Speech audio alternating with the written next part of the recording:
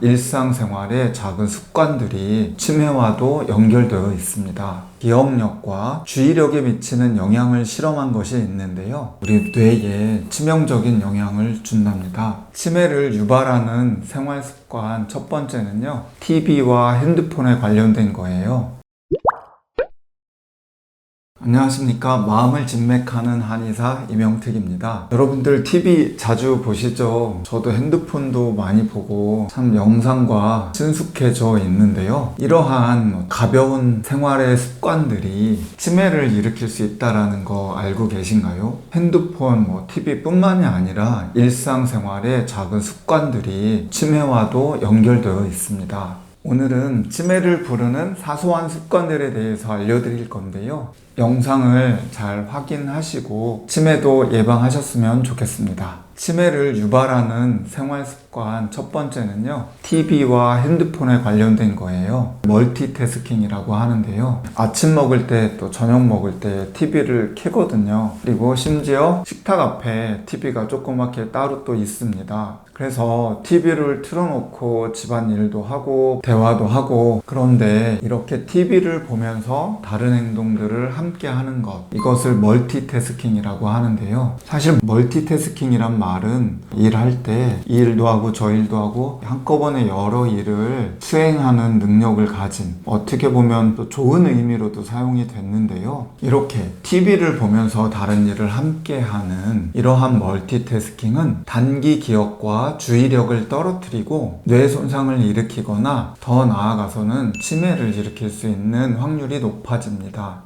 미국의 한 연구팀에서 미디어 멀티태스킹이 기억력과 주의력에 미치는 영향을 실험한 것이 있는데요. 어떨 것 같나요? 얼핏 보면 여러 가지 일들을 동시에 처리하면 뇌가 활성화되고 머리도 좋아질 것 같잖아요. 하지만 멀티태스킹 시간이 길수록 주의력과 기억력이 저하되는 실험 결과가 나왔습니다. 따라서 우리의 뇌를 위해서는 한 번에 여러 가지 일을 하는 것보다는 한 번에 딱 한 가지씩만 집중해서 하는 것이 더 유익합니다. 예전에 TV에서 식사하는 뭐가 나왔었는데 스님은 말을 안 하고 밥만 이렇게 드시더라고요. 그래서 옆에 있는 분들이 왜 말을 안 하고 밥만 드십니까? 이러니까 스님이 하는 말씀이, 수행 차원에서 우리는 밥 먹을 때 밥만 먹고 책 읽을 때 책만 보고 또 기도할 때 기도만 한다, 이렇게 이야기하는 것을 봤는데요. 어찌 보면 이러한 수행도 또 뇌를 위해서는 좋을 것 같아요.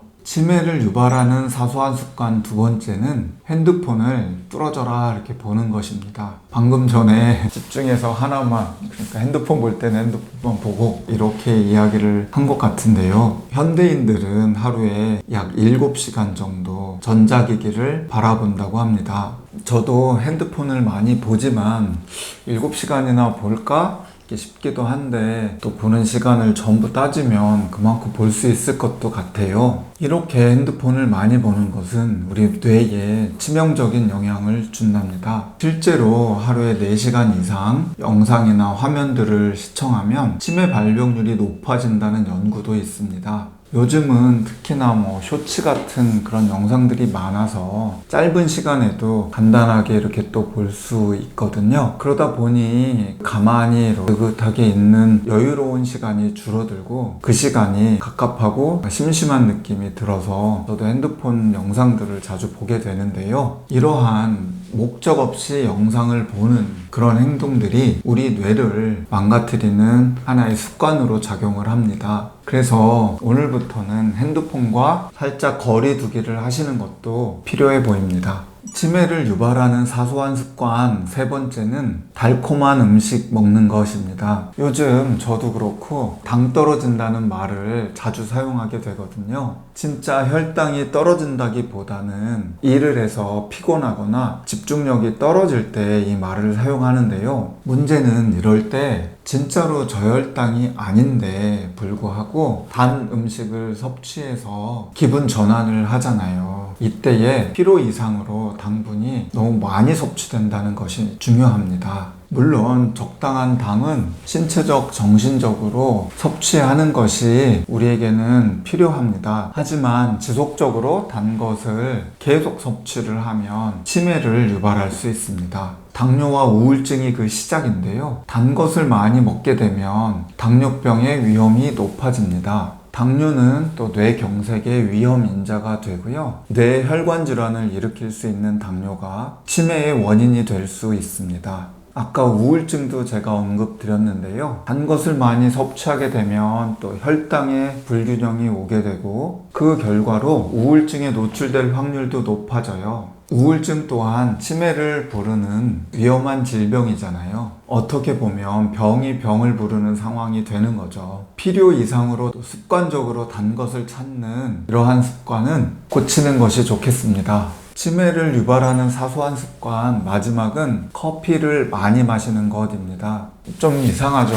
커피는 치매에 도움이 될 것 같기도 한데요. 치매 증상이 있는 분들은 일반인들보다 혈중 카페인 농도가 51% 낮다는 연구 결과도 있습니다. 또 하루에 커피를 3잔 정도 마시는 사람들이 뇌에서 치매 유발 물질이 적게 나타난다는 그런 보고도 있습니다. 적당한 카페인의 섭취는 치매를 예방하는 데 효과가 있습니다. 하지만 과도한 카페인의 섭취는 오히려 뇌혈관에 문제를 일으켜서 치매를 유발할 수 있습니다. 하루에 6잔 이상 마시는 커피는 하루 2잔 이상을 마시는 사람에 비해서 치매 확률이 무려 63% 높다는 결과가 있습니다. 엄청난 차이죠. 그런데 또 이렇게 질문하실 거예요. 하루 6잔 넘게 마시는 사람이 몇 명이나 된다고. 하지만 요즘에는 커피를 1리터씩 드시는 분들도 계시고 물처럼 드시는 분들도 있습니다. 그리고 생활 속에서 나도 모르게 커피를 많이 드시는 경우도 있고요.